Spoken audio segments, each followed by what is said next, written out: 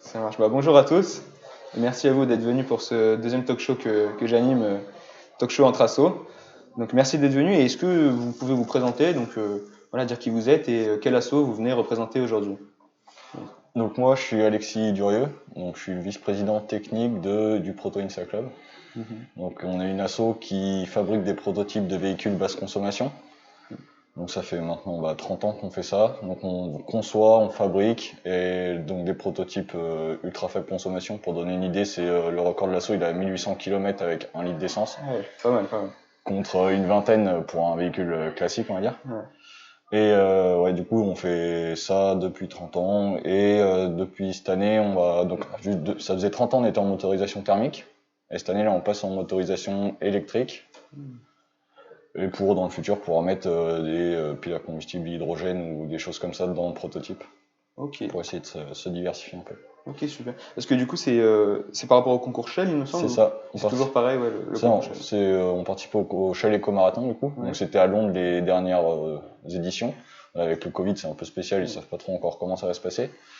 Et donc c'est une compétition européenne, c'est on va dire la meilleure mondiale en termes de performance énergétique de véhicules. Et on est régulièrement dans le top 10 de la compétition. Et puis si je peux rajouter un truc, en gros à la compétition il y a deux catégories de véhicules, il y a les prototypes, donc là c'est des véhicules juste vraiment pour la performance technique, consommer le moins possible. Et il y a une deuxième catégorie qui s'appelle Urban, donc Urban Concept, où là c'est des véhicules qui ressemblent un peu plus à des véhicules qui pourraient être homologués pour rouler sur route en gros, avec des essuie-glaces, des rétros, des choses comme ça. Et donc cette année aussi on était en prototype jusqu'à maintenant, et là on essaye de passer en urban pour essayer d'avoir des véhicules un peu plus proches de la réalité et faire de l'ingénierie un peu plus proche. D'accord, super, je savais pas ça, qu'il y avait deux. Il y a deux catégories. Ok, d'accord. Et l'électrique, du coup, ça rentrera dans les cadres des prochains concours ou pas? Là, celui qui doit avoir lieu en fin juin, début juillet, là, ouais, on voudrait participer en électrique. Ok, bah, parfait, bah, j'espère que ça sera un succès. J'espère. Ça marche. Donc moi je m'appelle Germain Dumont, je suis responsable du pôle business, sponsoring et communication de l'INSA Racing Team, qui est un projet de l'association Mecasport. Donc Mecasport, c'est l'association de mécanique de l'INSA. L'association a été créée en 1963, donc ça fait déjà un bon moment. Et depuis 2019, il y a un projet interne. Il y a deux projets différents qui se distinguent dans l'association. Donc il y a le projet INSA Racing Team, dont je fais partie, qui est du coup la construction, la conception et la participation à des événements de Formula Student, en compétition de monoplace. Et le club MECA, qui lui s'oriente plus vers de la mécanique, mais pas de l'ingénierie. Donc là, c'est de la réparation de karting, de mobylettes, de Solex, participation au Rock'n Solex, des événements comme ça. Et d'ailleurs, les permanences reprennent aujourd'hui avec le club MECA. Ok, cool. Donc pour la Formula Student, voilà, c'est une compétition qui a à peu près 30 ans, qui a été créée par la Société des ingénieurs d'automobile, l'association mondiale, disons, pour justement mettre en avant le sport mécanique et l'ingénierie dans le sport mécanique. Et donc on participe cette année pour la première année en concept class, donc avec un prototype conçu mais pas construit. Et on présente justement les plans, le business plan et les parallèles qu'on pourrait faire avec nos innovations vers l'industrie, pour ensuite pouvoir avoir un retour sur cette compétition cette année et pouvoir avoir un prototype construit l'année prochaine et sur l'événement entier sur 2022 du coup. D'accord, et donc il s'agit d'une compétition organisée par qui? Alors il y a plusieurs compétitions, il y en a un peu partout dans le monde. En France, il n'y en a pas. Par contre, il y en a un peu partout en Europe. Et donc cette année, nous, on participe à la Formula Student UK, à Silverstone, donc sur les circuits de Formule 1 en général. C'est donc Silverstone, avec il y a pas mal d'ambassadeurs assez connus, Ross Brawn par exemple, qui était le directeur technique de Ferrari quand il gagnait à peu près tout. Jenson Button sur certaines années, qui est champion du monde de Formule 1. Donc cette année, nous, on participe à la FS UK, et qui est la plus importante en Europe, au moins. Après, il y a aussi les compétitions aux Pays-Bas, en Italie, un peu partout en Europe en fait. Donc, pour cette année, on se concentre sur FS UK, mais on s'interdit pas sur les années suivantes de présenter le prototype à plusieurs compétitions sur la même année. Ok, super. Du coup, vous allez toujours rester sur du prototypage, c'est-à-dire, comme tu as dit, conçu, mais pas fabriqué, quoi. Alors cette année, on s'occupe seulement de la conception et on est dans la compétition Concept Class. Par contre, l'année prochaine, on participera aux événements statiques, donc présentation de plans, de choix techniques, et aux événements dynamiques avec un prototype qui roule, et donc sur circuit avec des événements des épreuves d'endurance, euh, des épreuves de départ arrêté et des épreuves plus type sprint D'accord. à Ok. partir de l'année prochaine. Ok, super, super. Du coup, en tout cas, là, on voit qu'on a deux assos quand même assez proches, bien que différentes, bien sûr, mais c'est intéressant. Et d'ailleurs, c'est un pur hasard hein, que vous soyez ensemble aujourd'hui, mais ça va être intéressant. Et d'ailleurs aussi, j'avais une question pour vous, parce que c'est une association qui est toute jeune, il me semble. Alors du coup, l'association en elle-même, Mecasport, elle est Elle est très vraiment ancienne. Par contre, le projet interne a été débuté, oui, en 2019, et c'est cette année qui prend vraiment un peu plus de forme, un peu plus de vigueur, avec une trentaine de participants dans le projet en lui-même. Et justement, avec des avancées, voilà, la conception avance vraiment vite. Et donc, c'est, on va dire, à partir de 2020 que le projet Ouais, je vois. a pris forme. D'accord. Et 2019, la création. Ok. Et du coup, est-ce que vous avez vraiment créé une association à la VA ou vous êtes rattaché C'est interne dans Ok. Mecasport. C'est D'accord. deux projets différents avec le club Meca et la partie plus ingénierie Insa Racing Team. Très bien. Oui, parce que je me disais que si vous l'aviez créé directement à la VA, je pense que la VA aurait essayé de vous rattacher au PIC, parce que à la VA, en fait, ils essaient souvent de rattacher des assos pour pas qu'il y ait des assos qui meurent. Mhm. J'avais vu ça pour pas mal d'assos, mais du coup, là, je comprends mieux. Vu que vous êtes rattaché au Voilà. club Mecasport, À ça Mecasport, fait tout c'est un son sens. projet interne et c'est surtout aussi que Mecasport était un peu morte. Mm. Il y avait plus que 4 ou 5 étudiants. Et donc le bureau avait décidé ça aussi pour essayer de relancer l'association, faire un truc plus technique qui parlerait plus aux étudiants de l'INSA aussi. Ça Et marche. donc ça a l'air de marcher pour le moment. Ok, ouais, cool. Et Alexis, est-ce que tu pourrais m'expliquer brièvement comment t'as connu le PIC et quel est ton parcours? Ça fait combien de temps que t'es au PIC et voilà un peu l'évolution que tu as faite? Bah, en gros, je suis arrivé en deuxième année au PIC. En première année, je faisais pas d'association parce que je m'étais dit, je vais d'abord voir comment ça se Ouais, passe, les travailler, tout études et ça, ça. ouais. Et en deuxième année, mon coturne était au PIC. Enfin, il était en PIC depuis la première année, lui. Et du coup, il me dit de venir et tout ça, donc j'y suis allé. En deuxième année, j'essayais d'y aller un peu. J'étais pas hyper présent et actif parce que bah, je préférais assurer la deuxième année avec Ouais, les bien sûr. départs et tout. Et donc là, j'étais juste un membre. En troisième année, je suis rentré au bureau en tant que secrétaire. Et bah, du coup, cette année, je suis vice-président. Mais en gros, ce qui se passe au PIC, je sais pas si c'est pareil à Mecasport, en gros, on a des espèces de générations un peu. On a une année, en général, on a beaucoup de monde, et l'année d'après, on a beaucoup moins de monde. Ah ouais. Et du coup, c'est un peu des années compliquées à gérer, il faut essayer de trouver enfin, renouveler le bureau, etc. Donc c'est pour ça qu'en troisième année, même en venant pas beaucoup en deuxième année, je suis devenu secrétaire, c'est que bah, fallait relancer un peu fallait du monde, la ouais. machine, quoi. D'accord. Et voilà, du coup, maintenant, je suis Ok, donc vice-président. ça fait 3 ans. Ça fait 3 ans. Ah, super, super. D'accord. Bah, du coup, je pense que maintenant qu'on en a appris un peu plus sur vos assos, j'aimerais aborder la principale thématique qu'on connaît tous, c'est-à-dire liée au Covid. Donc l'idée bien sûr c'est pas de déprimer et de dire non ouais ça nous a tous mis mal, ça c'est assez logique, mais déjà vous pourriez peut-être commencer par expliquer comment ça vous a affecté concrètement la situation actuelle que nous vivons. Et puis après, on parlera des alternatives, qu'est-ce que vous avez mis en place pour continuer à exister et voilà, continuer votre projet. Alors bien sûr, de manière différente, mais voilà, je vous laisse la parole. Je sais pas qui veut commencer. Ah, du coup, évidemment, le principal changement, c'était la fermeture des locaux associatifs depuis octobre, en gros. Hein. Et puis bah, l'année dernière aussi, évidemment. Donc ça, évidemment, c'était le principal problème, disons. Donc, pas pouvoir se réunir pour travailler ensemble, comme pour les projets de cours, c'est quand même un peu problématique. Disons qu'on avance bien plus vite quand on est ensemble. Mais donc, oui, pour cette partie-là, après, c'était à peu près le seul gros problème pour notre partie. Je sais pas. Ouais. Nous, eux, ils sont encore sur la phase plus conception, donc C'est à ça. distance, ce qu'il n'y a pas, c'est Ça se l'interaction fait, directe, quoi, mais ça peut se faire un peu. Mhm. Nous, on avait la fabrication d'un proto, parce que l'année passée, on a commencé la fabrication d'un nouveau prototype. Faut savoir que le dernier, on a mis 5 ans à peu près à le fabriquer. Et l'année passée, on était parti sur les bases pour le finir en 1 an. Donc ça nous a mis quand même un petit coup, on a tout arrêté, quoi, parce que nous, on fabrique tout nous-mêmes. Donc on pouvait rien, on pouvait rien faire sous-traiter à d'autres entreprises, rien. Le projet était à l'arrêt complet.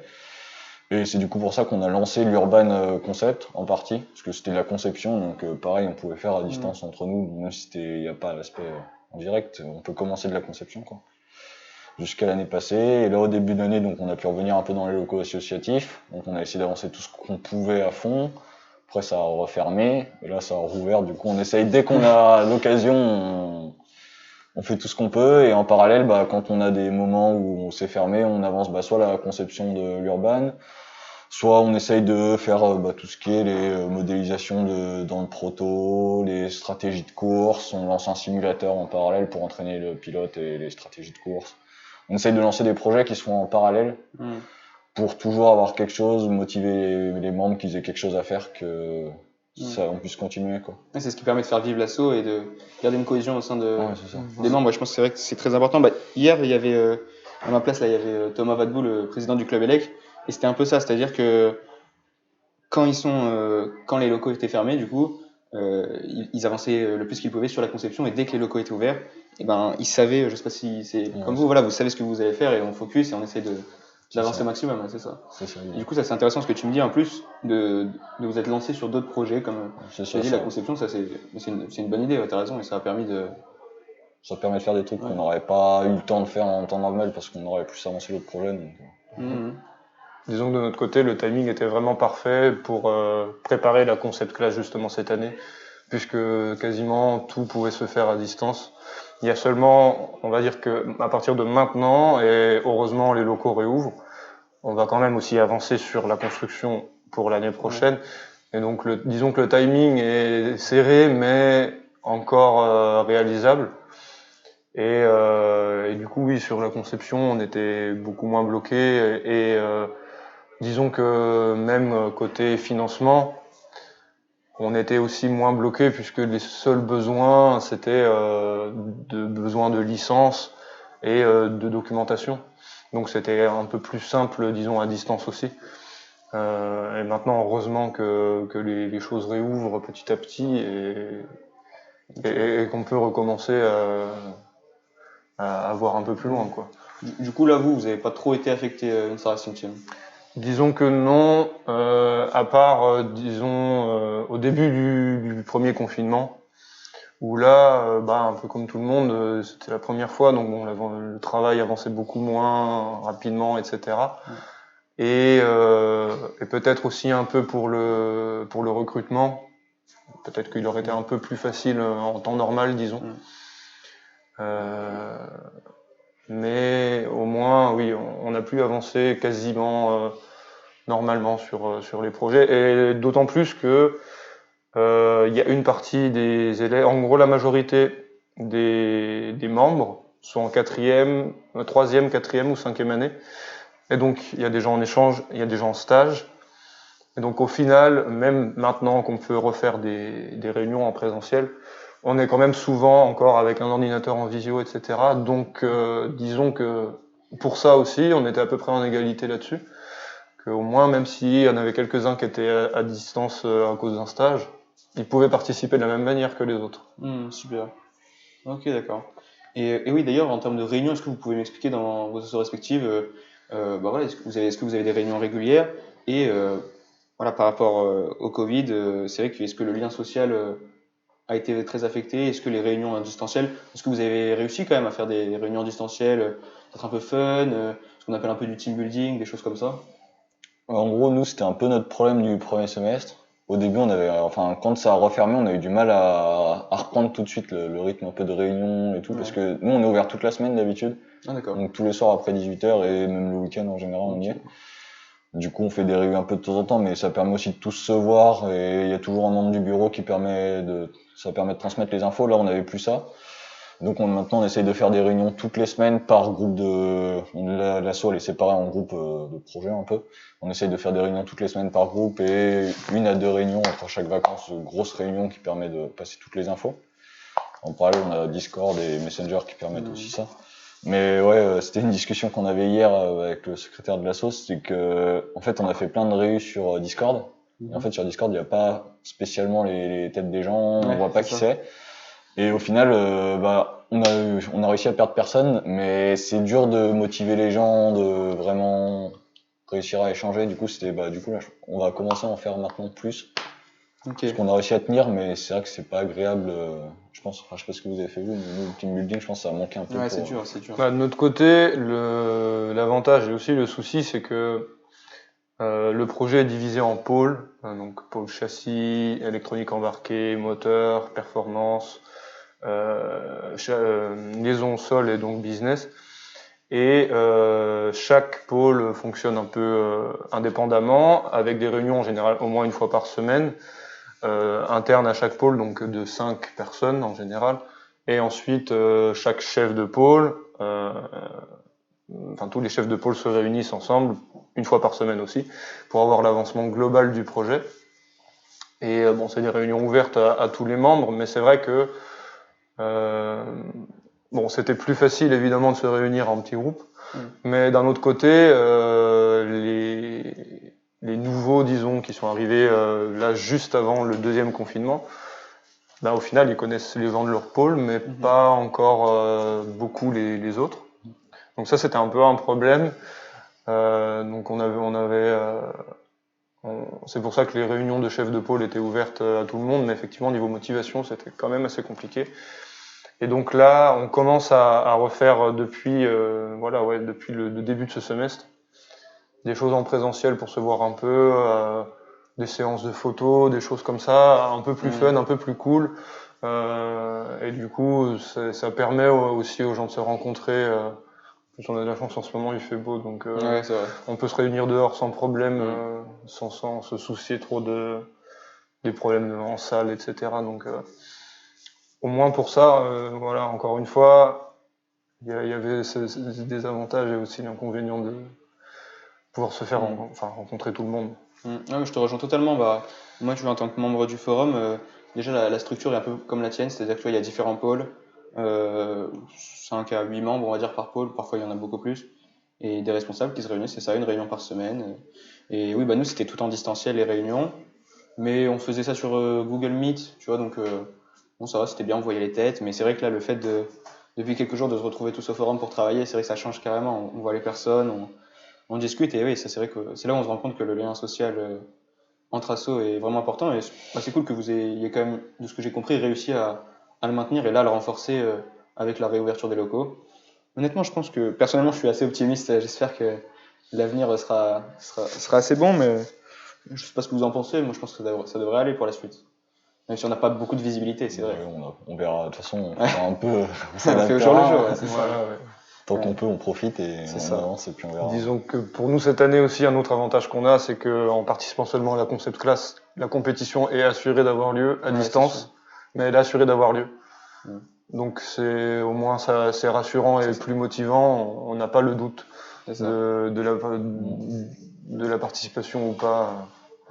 Vous, le PIC, vous avez le doute, est-ce qu'elle aura lieu ou pas Alors, ils nous ont dit qu'elle aurait lieu, donc au lieu de faire un événement européen, ils vont faire plusieurs événements dans les différents pays. J'ai entendu ça, pour assurer un maximum de compétition, quoi. Donc bon, on n'est jamais sûr, mais normalement ça devrait avoir lieu. Et en parallèle, ils font ils essayent de faire des choses à distance, de lancer des petites.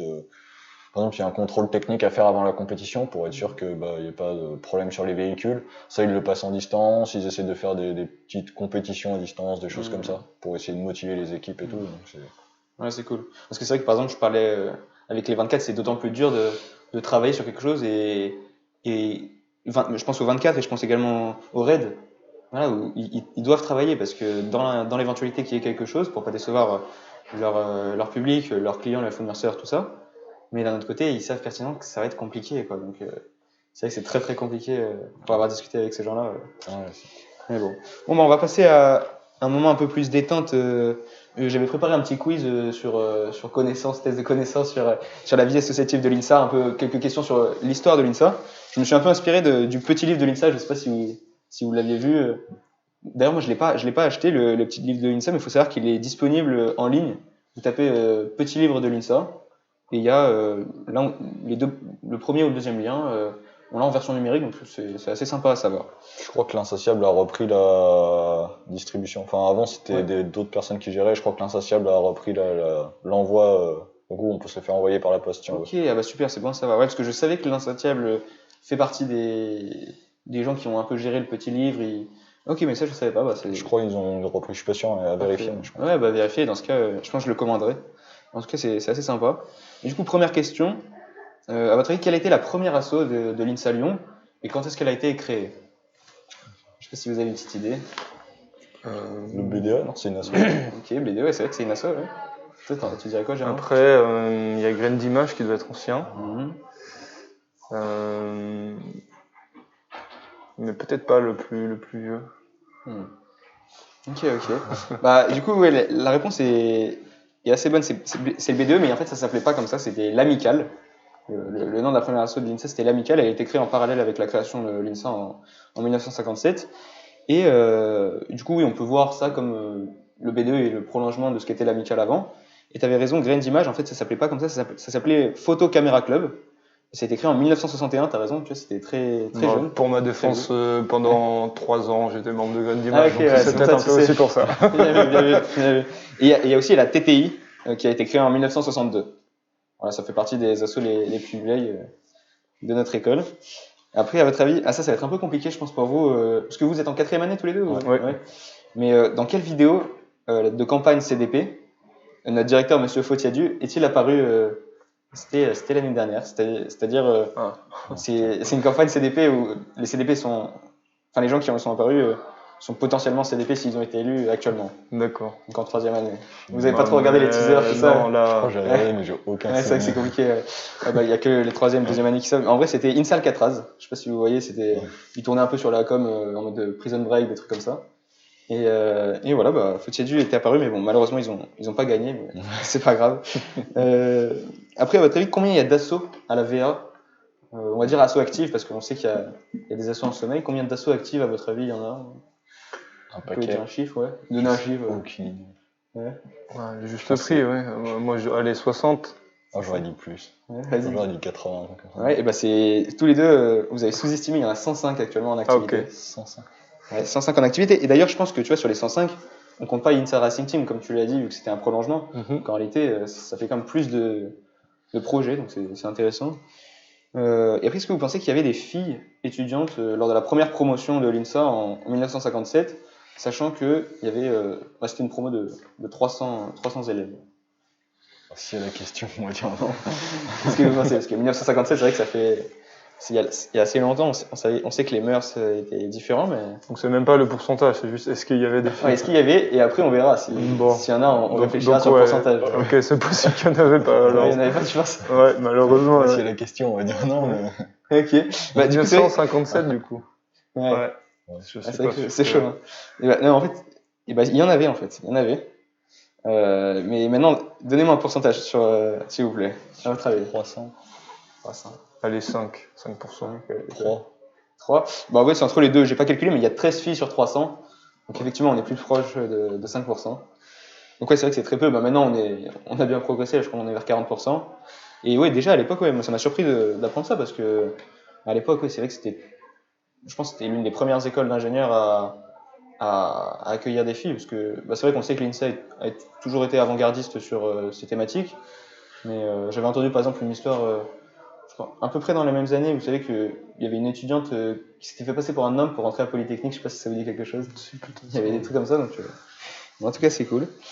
Après, quelques petites questions, vraies ou faux. À votre avis, est-ce que le concept de famille, donc, vous les connaissez, vous avez fait le FIMI tous les deux? Ouais. Donc ouais, Insane, Fox, tout ça. Est-ce qu'à votre avis, il existe depuis la création de l'INSA ou il est plus récent? J'aurais dit plus récent. Ouais, je pense que ça c'est récent comme. Et du coup, effectivement, c'est vrai que c'est le concept qu'on connaît actuellement, c'est-à-dire l'organisation comme ça, grande famille, les bannières, tout ça sur le PC, ça c'est quelque chose d'assez récent. Mais on peut rapprocher, il y avait quand même quelque chose de similaire dès la création. Donc pareil, ça s'appelait famille, mais c'était un peu plus en mode scoutisme, vous voyez. C'est-à-dire que c'était des familles de 12 personnes, donc de 6 deuxième année, 6 première année. Et par contre, ils partageaient, j'ai lu ça dans le petit livre de l'INSEE, ils partageaient vraiment beaucoup de choses. Les repas, bon, un peu comme nous actuellement, c'est un peu la tradition, mais également le logement, c'est-à-dire qu'ils dormaient ensemble. Voilà. Donc, ils partageaient vraiment tout ensemble, quoi. Après, est-ce que vous pensez que... Bon, après, ça, une petite dernière question, et après on pourra un peu discuter sur ça, c'est, à votre avis, ouais, la réponse je pense est assez évidente, mais est-ce que vous pensez que le Covid a fait perdre beaucoup d'argent au forum et à d'autres assos? Au, fo- Au forum, je dirais peut-être, ouais. Parce que vous avez pas toutes les... Je sais pas comment ça se passe, mais je sais que pour qu'une entreprise vienne, il fallait qu'elle paye et que ça pouvait, voilà, enfin, Tout à fait. vous rapporter beaucoup. Donc là, je sais pas comment vous allez gérer en distanciel, mais Ouais, bah, je peux t'expliquer un peu, effectivement. Donc, bah, comme tu l'as très bien dit, normalement, le forum, pour qu'il y ait une entreprise qui vienne au salon, bah, doit payer un certain prix. Ça dépend si elle veut rester un jour, 2 jours, et je crois que peut-être de la taille du stand. Du coup, là, ils payent encore pour être en ligne, mais c'est beaucoup moins forcément. Après, forcément, on a beaucoup moins de frais de fonctionnement parce qu'on n'a pas le double mix à payer, tous les fournisseurs, tout ça. Mais c'est vrai que cette année, c'est quand même bien plus compliqué financièrement parce qu'il y en a quand même beaucoup de frais. La communication, j'ai appris que ça coûtait très cher. Ce qui nous coûte très cher aussi, c'est le maintien du site. Je ne sais pas si vous avez fait un tour sur forumorg.org. Ouais. C'est vrai que le site est vraiment pas mal. C'est-à-dire on peut candidater en ligne. Après, il y a tout un système de. C'est comme s'il y avait un Zoom intégré. Donc, c'est vrai que c'est du gros boulot et ça, c'est des prestataires externes qui le fournissent. Donc, ouais, c'est un peu compliqué. Est-ce que vous avez été affecté financièrement par la crise sanitaire ou pas vraiment? Oui, en partie, oui, puisque il y a certaines subventions avec le. Disons que pendant la période de confinement, comme tout était arrêté, on n'a pas pu avoir les dépenses qu'on avait prévues. Ouais. Et donc sur certaines subventions, on a effectivement du coup perdu certains fonds à cause de ça, parce que justement c'était impossible de commander certaines choses. Donc c'est indirect, mais quand même oui. Disons que l'avancement des budgets prévisionnels a pris du retard en entrée comme en sortie. Ok. Donc, moins de subventions aussi de la Donc part de moins de l'UNICEF, par exemple? subventions aussi, oui, Ouais. voilà. Ok, d'accord. Vous, le pic? nous, au final, c'est plutôt pas trop mal passé. Parce qu'en gros, faut savoir que Shell, c'est une grosse partie de notre budget pour aller à Londres. Enfin, en gros, on va à Londres, on a 2 camionnettes, donc la location des camionnettes, l'essence, le ferry, etc. C'est une assez grosse part du budget de l'assaut. Donc ça, on a eu ça de moins en dépenses. Du coup, on a touché aussi moins de subs. Les subs qu'on devait avoir pour ça, on les a pas touchés. Donc au final, on revient à peu près à l'équilibre et on a eu un pôle comme un pôle partenariat qui s'est assez bien débrouillé cette année et qui au final a ramené plus de partenariats qu'avant. Ah oui. Ce qui, avec la situation, C'est vrai pas que que ça c'est allait étrange, être mais tant possible, mieux. et pourtant. Ok, ouais, j'aurais pas cru. Et du coup, au final, nous, enfin, financièrement, ça va quoi. Ok, d'accord. Et oui, d'ailleurs, ça m'intéresse de savoir un peu comment vous obtenez des fonds. Donc là, de ce que j'ai compris, c'est pas mal de partenaires. Est-ce que vous avez d'autres sources de fonds? Bon, il y a peut-être des subventions. Vous pouvez m'en dire un peu plus?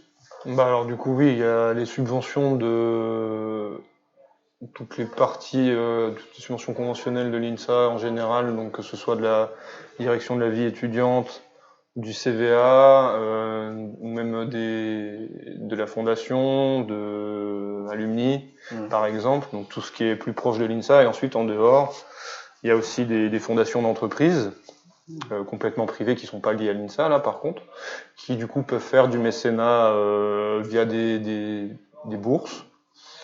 D'un autre côté, par exemple pour les logiciels, il y a des entreprises qui nous fournissent des licences gracieusement. Ouais. Et pour le reste, pour ce qui est plus technique, là c'est plus souvent du don de matériel que du don financier pur. Oui, voilà, c'est Ok. en général plus facile, voilà, quand on a besoin de pièces, de demander ces pièces-là plutôt que de demander un financement pour après les acheter. Ouais, je vois, ouais. D'accord. Et est-ce que il y a plus de... euh, vous avez pas eu de problème pour contacter plus de partenaires là par rapport au Covid? Disons que le gros changement à cause du Covid, c'est pour des plus petites entreprises qui, elles, par contre, seraient plus intéressées pour faire des dons d'argent, pour ensuite pouvoir défiscaliser une partie, etc.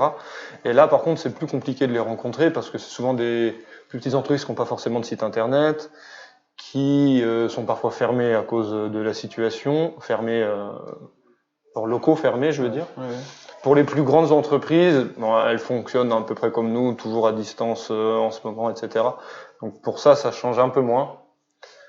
En ligne, on arrive en général à les contacter, mais pour des plus petites entreprises qui pourraient faire des petits dons apportés, voilà, parce que je sais pas, des entreprises de la métropole de Lyon qui veulent soutenir des associations du coin, etc.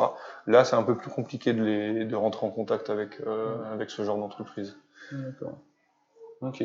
Ouais, c'est à peu près pareil. Pareil en termes de subventions, ça vient. C'est le même principe un peu? Ouais, on a un fonctionnement, je pense, à peu Oui, près oui, oui, similaire, voilà, c'est même il y a des équivalent. échanges de. Ouais, voilà. Ensuite, de- on a discuté ensemble, évidemment, Ah ouais, ouais. puisque le PIC a des contacts plus forts déjà Historiquement, par leur ouais. ancienneté et tout ça.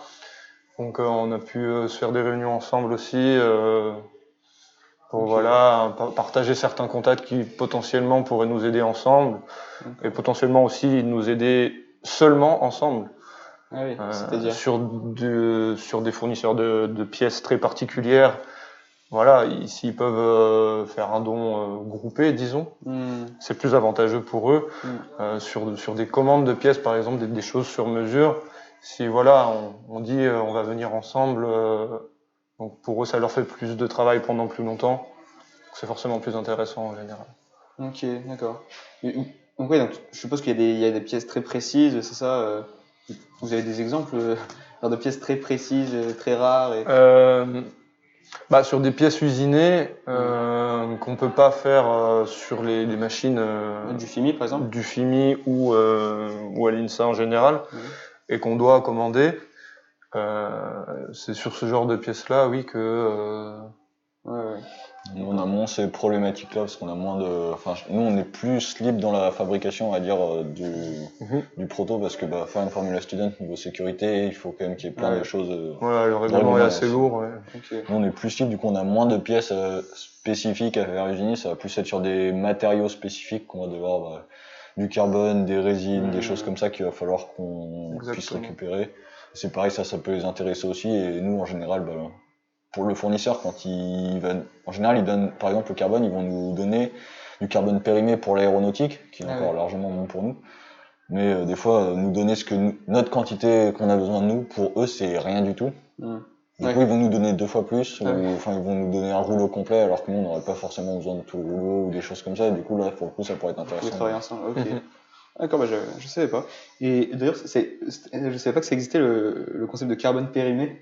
Ouais, pour l'aéronautique, ils ont des durées de. Parce qu'en gros, le carbone, il est préimprégné de résine. Enfin, ça dépend des carbones, mais le carbone qu'on utilise majoritairement, il est préimprégné donc de résine. Et donc, il y a des durées de vie, et aussi, il peut y avoir des défauts sur le carbone qui font qu'il n'est pas utilisable tel quel. Donc, au lieu de jeter le rouleau, ils préfèrent le donner. Parce que même eux, en termes de traitement, c'est des matériaux composites, enfin, c'est impossible. C'est une galère pour eux, donc autant le donner. Ok, d'accord. Du coup, je suppose qu'après, les partenaires, en échange, ils vous demandent de faire un peu de com, c'est ça? C'est ça. Ouais, c'est le principe. Exactement, ouais. Un peu de visibilité sur site internet, sur la voiture, etc.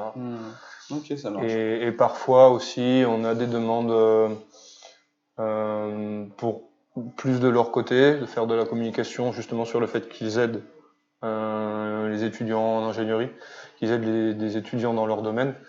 Et donc du coup là sur des articles sur leur site internet ou des choses comme ça. Donc c'est dans les deux sens aussi, donc ça nous aide aussi nous. Ah oui.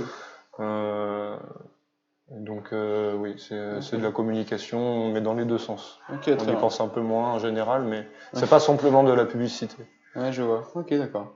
Je sais pas si vous c'est aussi le cas, mais nous des fois ils demandent d'avoir ce qui les intéresse aussi, c'est d'avoir des contacts d'étudiants impliqués dans les vies associatives pour leur Pour futur recruter éventuellement, recrutement, et, etc. Mhm. Ça leur permet déjà d'avoir des contacts directs Ouais. de personnes qui savent Sympa. impliquer. Ok, ouais, c'est très bien, très bien. Et après aussi, je voulais vous demander, vous qui êtes en quatrième année, est-ce que vous avez déjà, là voilà, PIC, Insta Racing Team, est-ce que vous êtes auparavant, ou même encore actuellement en parallèle, impliqué dans d'autres associations? Moi en gros en deuxième année j'ai fait une option, j'étais en ERINSA, Ouais. j'étais dans l'option OPAL, c'est option allemande ça s'appelle, et il y a une association en parallèle pour nous permettre de promouvoir la culture allemande sur le campus. Hmm. Donc j'étais dans cet asso en deuxième année, et sinon j'ai pas fait d'asso particulière. Parce que en fait, le PIC, vu qu'on est ouvert tous les Ça soirs, demande du temps, on ouais. peut, si je voulais faire une autre asso, je pourrais, mais si je veux vraiment m'impliquer à fond et profiter, Hmm. Alors Ok. moi, avant Insa Racing Team, j'ai été pendant 2 ans président de Skill, l'association de judo Hmm. de l'INSA, avec en projet important notre déplacement au Japon. Ah ouais. Donc sur 2 semaines avec des rencontres d'entreprises, réception de dignitaires à l'ambassade et à l'université, et évidemment du judo. Et j'étais aussi voilà, pendant 2-3 ans à Graines d'Image. Ouais, ouais, c'est vrai, tu m'avais dit. Ouais. Voilà. Et ensuite, du coup, j'ai voulu faire une association plus technique. Hmm. Et donc, voilà, rentrer Insa Racing Team. Et du coup, tu as mis de côté Graines d'Image, par exemple? Graines d'Image, Le disons ski? qu'en ce moment, il y a beaucoup moins d'événements à couvrir. Donc, voilà, c'était un peu moins intéressant pour moi. Après, je pense que ça va reprendre maintenant, heureusement pour eux. Mais du coup, voilà, la photo, j'en fais toujours, mais de mon côté, sans vraiment couvrir d'événements comme le raid, les 24 ou ce que je fais d'habitude. Ok. Parce qu'évidemment, il y avait plus d'événements à Ouais, bah, bien photographier, sûr. donc j'espère que ça va Hmm. reprendre aussi On espère, on espère. sur d'autres projets. Et d'ailleurs, moi, ça c'est une question assez personnelle, mais c'est vrai que moi, tu vois, là, depuis quelques temps, je m'intéresse pas mal à la photo. Est-ce que tu sais si à Graines d'Image, je peux recevoir des conseils, tu vois, un peu pour essayer de m'entraîner sur la luminosité, essayer à apprendre, tu vois, à faire des bons réglages mécaniques, pas forcément couvrir Alors, des événements, tu vois. justement, Graines d'Image fait des formations, Ok. donc des formations en argentique ou sur du numérique. Et donc, évidemment, ouais, Ok. c'est ouvert à tous. Et c'est très abordable, la cotisation est de l'ordre de 10 euros, je crois, en tarif VA. Donc, pour avoir des cours, je veux dire, certains membres sont vraiment Ils sont très chauds. forts. Ok. Et donc, il y a des formations photographie et aussi en traitement d'image après sur logiciel. Donc, Ok. oui, oui. Et après, du coup, une fois s'être refait la main, on peut couvrir certains événements avec quelqu'un qui explique justement sur le terrain. Donc, Parfait. Ok, donc je peux les contacter là. oui, oui, évidemment, ouais, et Parfait. c'est vraiment très avantageux Ouais. puisque c'est vraiment un prix dérisoire pour avoir du matériel qui serait pas accessible en débutant, quoi. Hmm. Et ce que ça aurait même aucun sens. Et là, du coup, c'est vraiment avantageux. Ouais. Ok, ouais, super, c'est bon à savoir, merci. Très bien. Et du coup, là, j'aimerais aussi qu'on discute un peu sur, après je pourrais donner aussi mon avis, quel est qu'est-ce qui vous a, comment plutôt la vie associative, vous m'avez dit que vous avez été impliqué quand même dans différentes assos depuis toutes ces années à l'INSA, qu'est-ce que ça vous a apporté concrètement? Et aussi après, peut-être, est-ce que vous pensez que ça va vous servir plus tard dans votre vie professionnelle, par exemple? Bah, déjà, je pense que ça permet déjà de rencontrer d'autres gens que ceux qu'on a en cours, et ça permet de sortir un peu du format scolaire. Mhm. Je suis en cours, je rentre, même si je vais manger avec ma famille, je bosse, etc. C'est Ça ça. permet de sortir un peu de ça, de voir d'autres choses. Enfin, dans les assos techniques, ça permet d'avoir des relations, et puis vous, je pense au forum aussi, ça permet d'avoir des relations avec des partenaires industriels, d'avoir des vraies personnes impliquées dans l'industrie en face.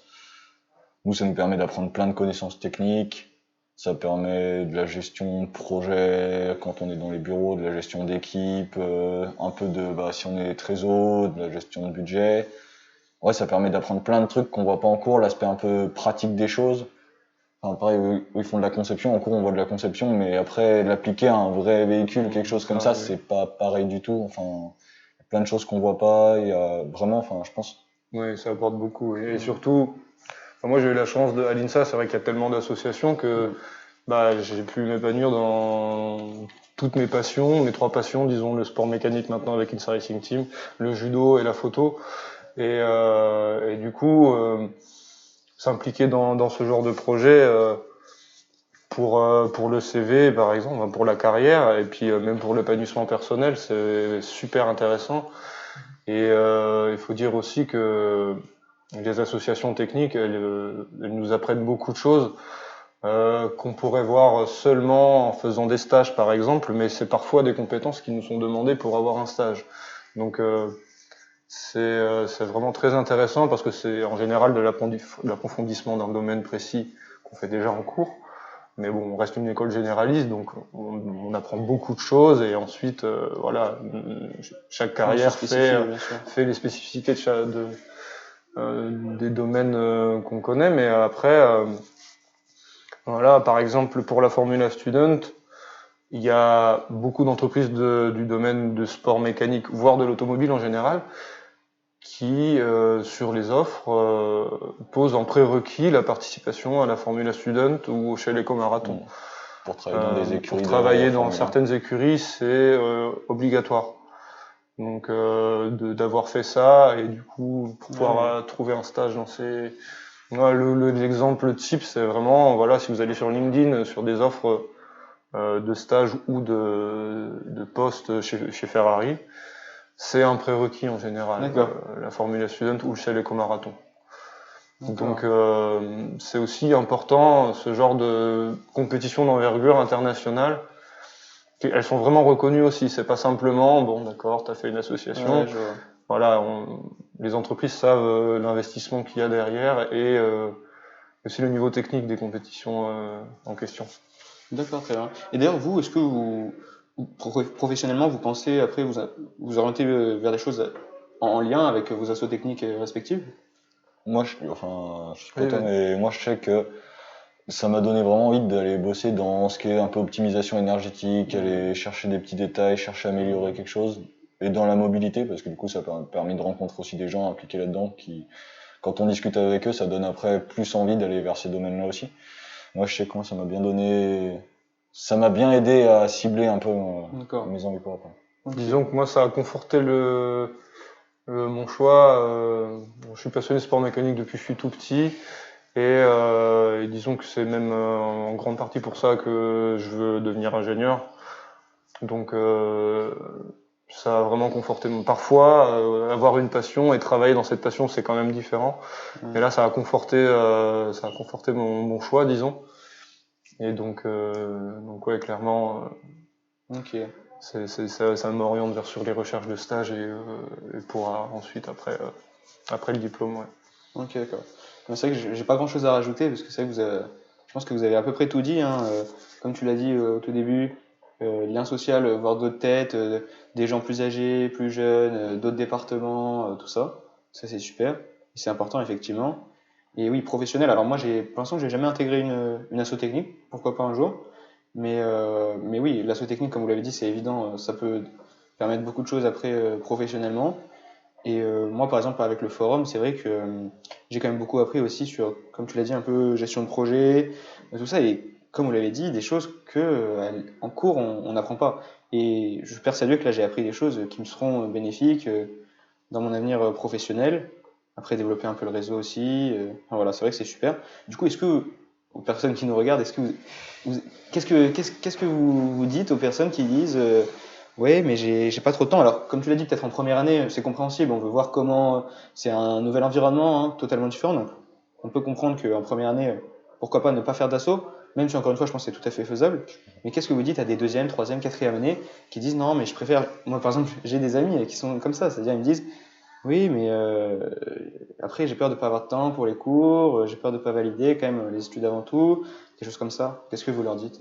Bon, déjà, on n'est pas obligé de s'impliquer à fond dans une asso, de faire partie du bureau, d'être à fond dedans. On peut déjà faire rien que des formations à graines d'image, je sais pas, des choses comme ça qui prennent un samedi de temps en temps, un après-midi, un soir, qui sont déjà une petite découverte un peu de l'asso et qui après, en général, ça donne envie d'y retourner. Mais et en vrai, enfin, si on s'organise bien, il y a quand même le temps dans les études de faire partie d'asso. Et ça apporte plein de trucs qui sont pas vus en cours. Et comme a dit Germain, bah, pour des entretiens, pour après, les cours c'est important. Mais ce qui va faire la différence entre deux personnes de l'INSA, ça va être l'aspect, ce qu'elles ont fait à côté, qui elles sont et tout, et les assos pour ça. Ouais, ouais. Disons que il faut considérer le temps d'association comme une partie intégrante de l'INSA. Je suis d'accord. Et on a la chance justement à l'INSA d'avoir le choix. Il y a même en général les associations qui sont présentes ont des projets variés, internes encore. C'est pas le cas de plus petites écoles. On a la chance d'être nombreux, donc de pouvoir faire des choix comme ça. Et du coup, je pense que c'est important. Sur les 2 premières années, c'est plus difficile, mais au moins, voilà, de s'investir un peu ensuite quand on a un peu plus de temps. Et justement, quand on a vécu le FIMI, on trouve plus de temps en général après. Donc, je pense, ouais, c'est important. Il faut se considérer ça comme une partie de la formation. Ouais. Moi, j'aime bien ta conception des choses, de dire, voilà, je dois faire ça comme je fais les cours, comme par exemple le sport. C'est vrai que le sport, c'est quelque chose d'assez important. Ouais, partie intégrante de la formation, j'aime bien l'idée. Après, est-ce que vous avez aussi une petite anecdote à nous raconter par rapport à ce que vous avez vécu dans votre asso? Donc, ça peut être quelque chose de marrant, un petit problème technique que vous avez eu, mais bon, au final, ça s'est bien passé, ou je sais pas, libre à vous. Nous, du coup, on va donc au chalet éco-marathon. Ouais. Et quand j'étais en 2e année, parce que du coup l'année passée il n'y a pas eu, donc en 2e année, on avait un proto, ça faisait, en gros pour pouvoir participer au chalet éco-marathon, il faut faire d'autres compétitions avant qui donnent accès à la compétition, la plus grosse compétition européenne. Et si, quand on a la plus grosse compétition européenne, on valide pas, je crois c'est 3 ans ou 5 ans, je sais plus, on est obligé de retourner, passer les étapes d'en dessous pour revenir après pouvoir participer à la compétition. Et là, c'était notre dernière année donc d'essai, ça faisait déjà 2 ou 3 ans qu'on n'avait pas validé. Et on était obligé de valider. Et à un moment, on va s'entraîner sur la piste, donc il y a une petite piste d'entraînement à côté pour pouvoir faire des essais de démarrage, des choses comme ça. Et c'était mon coach le pilote, donc il démarre sur la piste, on se retourne tous, et là on a entendu un gros chou. En fait, il a retourné dans le virage, le proto il s'est retourné, il a glissé donc sur la coque supérieure. Donc après, pendant toute la soirée, on était avec des morceaux de scotch, à aller demander aux autres équipes le scotch pour que ce soit la bonne couleur sur la peinture, et on collait des morceaux de scotch pour enlever les éraflures, etc. Donc ouais, c'est vrai que dans les assos, il y a toujours des moments un peu chauds, mais on trouve toujours Et au final, au final, on a validé, ça s'est bien passé. Ok, bah cool. En général, dans les assos, c'est souvent comme ça, c'est souvent des petites galères, on se débrouille. Ça aussi, c'est formateur de voir comment on réagit en période d'imprévu. C'est très formateur, je suppose. Et puis, enfin, je sais que je sais pas comment c'est en Formula Student, mais nous, il y a vachement d'entraide entre les équipes européennes. Du coup, quand on va au Shell, on rencontre plein de gens de toute l'Europe. C'est cool ça. Il y a plein d'échanges, il y a plein de. On peut discuter technique, mais pas que. Etc. Et tout le monde est un peu dans la débrouille des dernières minutes parce qu'il y a toujours un truc qui marche pas. Ok. Et il y a de l'entraide. Il y a de l'entraide, c'est ça qui est sympa aussi. Ok. Et toi, Germain, t'as un petit truc à nous partager ou pas? Non, il n'y a rien qui me vient de précis. Ça viendra peut-être avec les années. Le projet débute, donc justement, quand on sera sur les premiers événements, là où il y aura des trucs à raconter. Elles vont arriver. En général, la conception, ça va. Oui, voilà, la partie conception, bon, c'est seulement après qu'on va voir les erreurs de jeunesse qu'on a pu faire et qu'on devra trouver des solutions pour que ça se passe bien. Ok, super. Bah, du coup, j'ai juste une petite dernière chose à aborder avant qu'on se quitte, c'est est-ce que si par exemple vous aviez, on va dire, les pleins pouvoirs, si vous étiez par exemple Fautiadu plus le directeur du BDE, enfin des trucs comme ça, si vous aviez les pleins pouvoirs, une baguette magique en quelque sorte, est-ce qu'il y a quelque chose que vous aimeriez changer, quelque chose que vous aimeriez apporter à la vie associative pour l'améliorer, de manière générale, hein, pas par rapport à votre association, ou est-ce que vous pensez que tout est parfait actuellement? À partir de cette année, il y a une volonté de reconnaître ça peut aller jusqu'à quelques crédits, de valider l'engagement associatif. Donc ça, c'est déjà une bonne démarche. Ça commence justement, le travail en association à l'INSA commence à être un peu plus reconnu. D'un autre côté, pour les associations techniques, je pense qu'il pourrait y avoir un peu plus de reconnaissance du travail qu'on peut faire. Quand on compare, par exemple, avec nos concurrents français, je pense de Centrale ou de l'ISAT, qui est une école d'ingénieurs automobiles seulement, ou même, oui, donc Centrale, qui est plutôt généraliste, qui n'a même pas de département spécifique tout à fait. mécanique. Disons que leur projet Formula Student est un projet de cours. Donc ce qui prouve déjà que, puisque Centrale est quand même une école assez reconnue, Bien sûr, ouais. ce qui prouve que ce sont des projets qui se prêtent réellement à notre formation.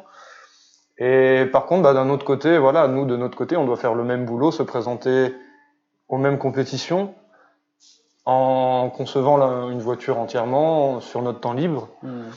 Donc disons qu'une reconnaissance du travail associatif plus technique, ce qui aussi, à mon sens, serait plus simple à évaluer pour l'INSA que sur de l'engagement non technique. Ça serait une bonne idée, je pense, en tout cas, mais je pense que ça va petit à petit arriver. Voilà, la démarche, elle a commencé avec les associations générales. Donc, D'accord. Ouais. Ok. Ouais, même, j'ai la même remarque que Germain un peu. Même C'est vrai que proposition. ça commence un peu à bouger. Enfin, nous, on est en 4GEM, il y a des projets de groupe où on arrive maintenant, les assos proposent des projets, c'est accepté, on travaille un peu dessus, on essaye de les récupérer. Voilà, le PIC présente un COPR, donc c'est un projet De 4GEM. de quatrième année de groupe sur tout le semestre, qui vaut 5 ou 6 crédits minimum. Ouais. Et de notre côté, à l'INSA Racing Team, on propose un PRI, donc projet de recherche en 5e année, là cette fois, avec c'est aussi quelques crédits pour le semestre. Du coup, vous avez fait des propositions à l'INSA pour intégrer ça dans la formation? Exactement, oui, voilà. C'est en attente? On présente un projet qui Là, est. c'est Non, validé. ils ont débuté là. Ah, Pour donc ce c'est super. semestre, c'est. Parfait. Voilà. Donc justement, oui, il y a une reconnaissance qui commence à arriver. Oui. Parfait, parfait, ok. Et juste dans le cadre central, ça m'intéresse, c'est optionnel ou c'est tous les étudiants doivent faire Ils doivent choisir des projets. Ok, Et parmi ces projets, il y a la Formula Student. d'accord, ok. Ok, bah, en tout cas, c'est bien de voir que l'INSA commence aussi à faire ce genre de choses. Parce que comme tu l'as expliqué, Germain, il y a déjà cette valorisation de par les entreprises. Tu as cité l'exemple de Ferrari. Mais effectivement, s'il peut y avoir aussi un cadre plus scolaire Et disons avec des que crédits, voilà, c'est bien. l'exemple de Centrale est la preuve que ça peut exister dans des écoles généralistes comme nous. Tout à Et fait. pas seulement dans des écoles, voilà, comme quand je parlais de l'ISAT, qui est une école d'automobile, donc on comprend plus facilement qu'il y ait des projets de ce type. Mais ça existe aussi dans le général et c'est gratifiant, intéressant. Ouais. Ok, ouais, super. Bah, je pense que là, on a abordé un peu tout ce qu'on voulait aborder. Je sais pas si vous avez quelque chose à ajouter. Ou... Pas spécialement. Non, pas spécialement. C'est tout bon. Non, super. Bah, en tout cas, c'était super de vous avoir dans ce talk show. Merci vraiment pour votre présence. J'ai trouvé ça vraiment très, très intéressant. Donc, merci. à Et toi. peut-être que là, c'est la première édition de ce talk show, mais peut-être que les années prochaines, en tout cas, vous serez encore les bienvenus. On aura appris un peu de cette première année. On essaiera de faire peut-être des choses avec plus de membres, plus d'associations. Mais en tout cas, là, j'ai vraiment bien aimé les 2 talk shows que j'ai organisés et ce serait un plaisir de refaire ça l'année prochaine. Merci Avec plaisir. à toi. Super. Bah, merci beaucoup. À bientôt.